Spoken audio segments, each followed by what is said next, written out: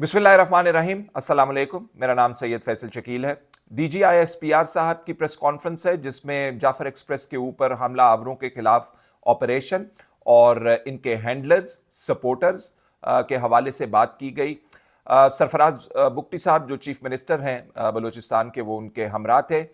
बयानिया तो बनाया गया, बताया गया और जो प्रोपोगंडा किया गया उसके हवाले से भी बात की गई। जो एक्सटर्नल या बाहर वाले लोग यानी कि अफगानिस्तान और इंडिया की जो साजिश है उसके हवाले से बात की गई, लेकिन उमूमी तौर पर जो हम बलूचिस्तान के हालात की बात करते हैं, बलूचिस्तान के लोगों की सफरिंग्स की बात करते हैं या मिसिंग पर्सनस की बात करते हैं या रिप्रेजेंटेटिव गवर्नमेंट होने या ना होने के हवाले से हम बात करते हैं, उस हवाले से बात नहीं की गई। सिक्के के दो रुख होते हैं और जिस किस्म की पाकिस्तान के अंदर दहशत गर्दी है उसके भी दो रुख हैं। अंदरूनी मामलात के ऊपर कुछ गुजारिशात बलूचिस्तान के हवाले से आपके गोश गुजार करनी है। साथ साथ हमला हुआ है जी जनूबी वजीरिस्तान के आजम वारसक बाजार में मस्जिद में, और ये बम नस्ब किया गया था जिसमें ज़िलई अमीर जो हैं जमात उलमा इस्लाम फे के, वो उसमें ज़ख्मी हुए हैं। और साथ साथ मौलाना फजलुर रहमान साहब ने इसके ऊपर आज बात भी की है, वो आपको बतानी है। और साथ साथ जो हालात कुरम के अंदर डेवलप हुए हैं उनके हवाले से जो डेवलपमेंट्स हैं और जो दारुल उलूम हकानिया के अंदर धमाका हुआ और जो बनू धमाका हुआ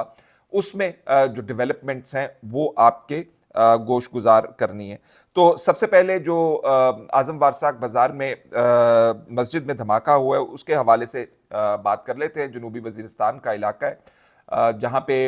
मिलिटेंसी के हवाले से हमें बहुत पहले से मालूम है, आज की बात नहीं, कि यहाँ पे मिलिटेंट ग्रुप्स जो हैं उनकी बहुत ज़्यादा रीच है। और अगर आप हाफिज गुल बहादुर ग्रुप की बात करते हैं जो जिसे कभी गुड तालिबान कहा जाता था, आज वो बैड तालिबान बन के अफगानिस्तान के अंदर बैठा हुआ है और उसको भी अफगान तालिबान की छत्तर छाया जो है वो हासिल है। लेकिन देखना यहाँ पे ये होगा कि ये हाफिज गुल बहादुर जिनके हवाले से हमें गुड तालिबान कहते थे और ये पाकिस्तान के ऊपर सिक्योरिटी फोर्सेस के ऊपर हमलों की बिल्कुल मजम्मत किया करते थे और इसके हामी नहीं होते थे, आज ये जो है वहाँ से बैठ के पाकिस्तान के अंदर हमले कर रहे हैं, तो ये क्यों हो रहा है? तो इस हवाले से मौलाना फजलुर रहमान साहब ने कंडेम किया है इस अटैक को और कहा है कि रमज़ान के महीने में ये जो हमला हुआ है ये बहुत मजम्मत इसकी करनी चाहिए। और साथ साथ उन्होंने इदारों और हुकूमत से ये कहा है कि जो बलूचिस्तान और खैबर पख्तूनख्वा की सूरत हाल बनी हुई है उसके हवाले से अवाम को एतमाद में लिया जाए। यानी कि मिलिटेंसी आज अगर 2009 और 2010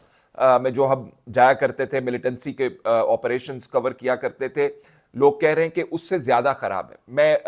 पिछले चंद महीनों में बलूचिस्तान भी गया हूँ और मुझे खैबर पख्तूनख्वा जाने का भी इत्तफाक हुआ है और जितने लोगों से वहाँ पे मुलाकातें हुई, क्योंकि ये जर्नलिस्ट ट्रेनिंग के हवाले से मैं वहाँ पे जाता रहा और जो लोग जर्नलिज्म के अंदर इन्वॉल्व हैं उनसे गुफ्तो शनीद होती रही, उनका कहना यही था। और ये मैं चंद महीनों पहले की बात कर रहा हूँ, ये मैं आज की बात नहीं कर रहा। उनके लिए घरों से निकलना मुश्किल हुआ था। जो डेरा इस्माइल खान, टांक,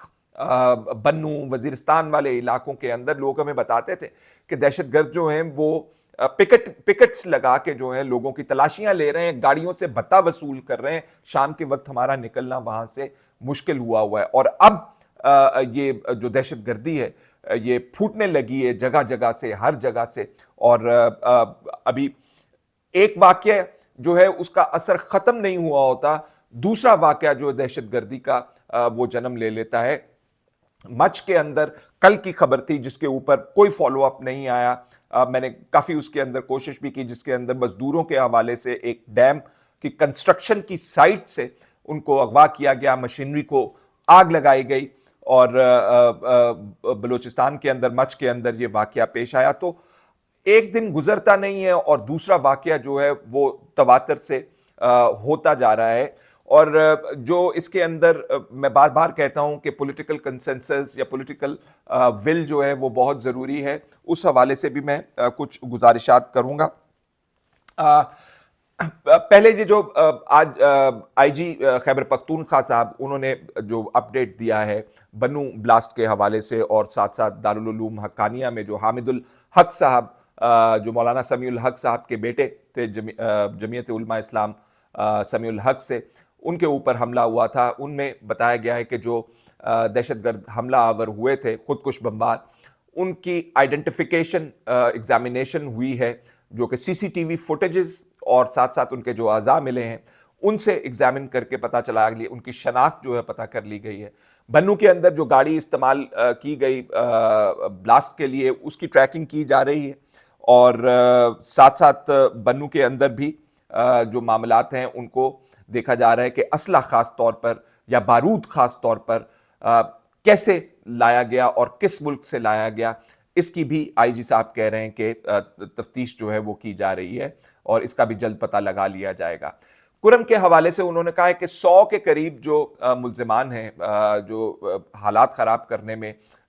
وہاں پہ ملوث تھے ان کو گرفتار کیا گیا ہے، اور ساتھ ساتھ کہا گیا ہے کہ اس میں دہشت گردی کا بھی اب ایلیمنٹ پایا جا رہا ہے۔ بنو کے کرم کے حوالے سے یا پاڑا چنار کے حوالے سے آپ کو پہلے سے معلوم ہے کہ وہاں پہ کچھ معاملات سیکٹیرین ہیں،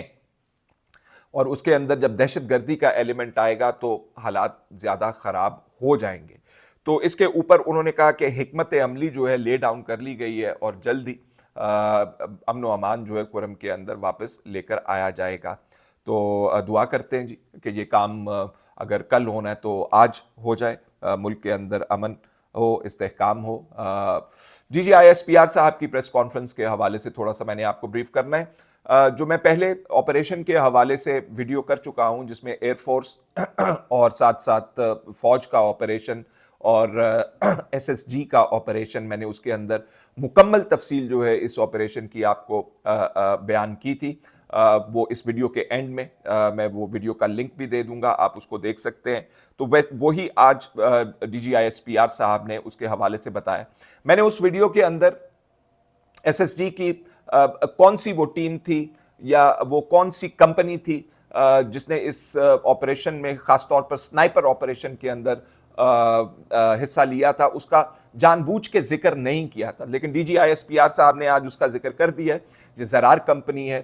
جو جہاں پہ سنائپرز جو ہیں ان کی ٹریننگ ہوتی ہے، اور ان کی بہت ڈیفیکلٹ ٹریننگ ہوتی ہے، اور یہ بہت انٹیلیجنٹ لوگ ہوتے ہیں اور بہت ہی محنتی لوگ ہوتے ہیں۔ آپ اندازہ بھی نہیں لگا سکتے جس قسم کی ان کی ٹریننگ ہوتی ہے اور جس قسم کی ریگرس ان کی رسپانسبلٹیز ہوتی ہیں۔ جو وہاں پہ آپریشن کیا گیا، ایک انفارمیشن جو میں سمجھتا ہوں کہ شاید آپ کو ہونی چاہیے آپ کے پاس، وہ یہ ملٹیپل سنائپرز جو ہیں ایٹ اے ٹائم کوآرڈینیٹڈ جو ہے وہ آپریشن کرتے ہیں۔ اگر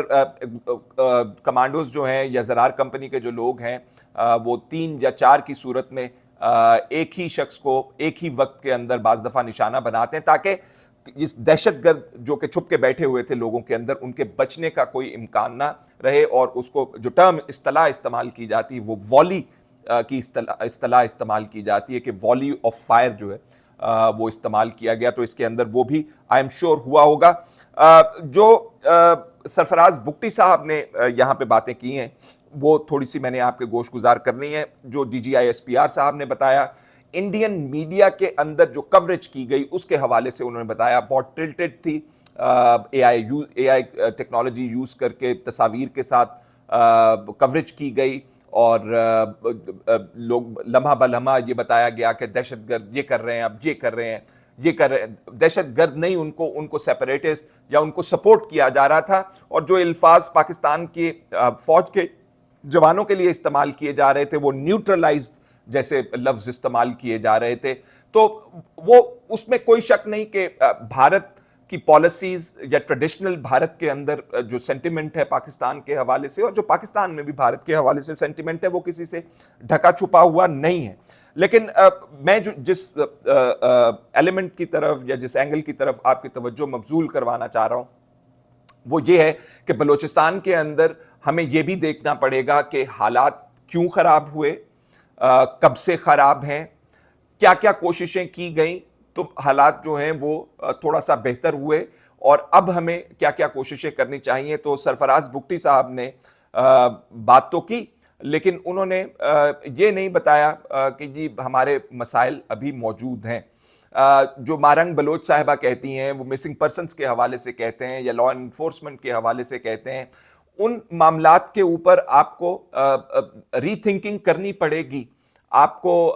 لوگوں کو بتانا پڑے گا کہ کیا معاملات ہیں اور کیا معاملات نہیں ہیں. جو حکومت کے حوالے سے بلوچستان کے ہمیشہ سے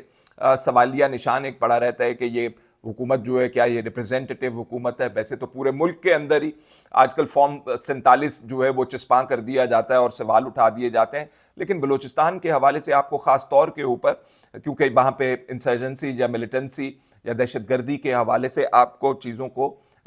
دیکھنا پڑے گا. جو بات ہم کرتے رہے ہیں کہ دہشت گردی کے لیے پہلے جو فرنٹ لائن جو فائٹنگ فورس ہوتی ہے وہ پولیس ہوتی ہے. تو پولیس کی کو امپاور کرنے کے لیے, پولیس کی ٹریننگ کرنے کے لیے کیا کچھ کیا جانا چاہیے, کیا کچھ نہیں کیا جانا چاہیے, اس حوالے سے میرا خیال ہے کہ بہت ساری گفت و شنید ہونی چاہیے, کیونکہ پوری دنیا کے اندر جو سب سے پہلی فورس ہے جو دہشت گردی کا مقابلہ کرنے کے لیے آتی ہے وہ میرا خیال ہے پولیس ہے. اور سوائے اس تمام انسیڈنٹ میں ایک دو کوٹس کے حوالے سے کسی پولیس والے کے مجھے ان کی کوئی عمل دخل جو ہے اس طرح نظر نہیں آیا, کیونکہ یہ operation D G I S P R صاحب کے کہنے کے مطابق فوج نے اور فرنٹیئر ایف سی نے کیا ہے. اس کے اوپر بھی بغور آپ کو جائزہ لینے پڑے گا. بلوچستان کے اندر تعلیم, بلوچستان کے اندر ہسپتال, بلوچستان کے اندر لوگوں کے عمومی حالات, بلوچستان کے اندر لوگوں کا روزگار, بلوچستان کے سیاسی حالات, تمام چیزوں کو آپ کو جیسے کہتے ہیں نا بال کی کھال اتارنا, اس طرح بھی آپ کو کرنا پڑے گا اور آپ کو چیزوں کو بہت مائنیوٹلی اور ڈیٹیل کے اندر جا کے دیکھنا پڑے گا کہ آپ ان کو کیسے ٹھیک کر سکتے ہیں اور کیسے نہیں ٹھیک کر سکتے ہیں. جو اے پی سی بلائی جا رہی ہے وزیر اعظم کی طرف سے, میرا خیال ہے ایک اچھا قدم ہے, لیکن جو اس میں میں وزیر اعظم صاحب کو سن رہا تھا ان کی پریس کانفرنس کو, تو اس کے اندر جو الزامات پاکستان کے اندر ایک سیاسی جماعت کے حوالے سے اور جو خواجہ آصف صاحب نے پی ٹی آئی کے حوالے سے جو باتیں کی ہیں, وہ مجھے بڑی خوشی ہوئی کہ آج جب D G I S P R صاحب پریس کانفرنس کر رہے تھے تو اس کا انہوں نے ذکر اس کے حوالے سے نہیں کیا. آج ڈیلیبریٹلی یہ ہے یا پہلے وہ کر چکے تھے آج نہیں کیا, یہ مجھے معلوم نہیں, لیکن اٹ اپیئرز ویلکمنگ, اور میرا خیال ہے کہ تمام سیاسی قوتوں کو اس میں اپنا حصہ بھی ڈالنا چاہیے تاکہ ملک کے حالات جو ہیں وہ بہتری کی طرف جا سکے. اللہ تعالیٰ آپ لوگوں کو, سب لوگوں کو اپنے حفظ و امان میں رکھے. فی الحال اتنا ہی, اجازت دیجیے, اللہ حافظ.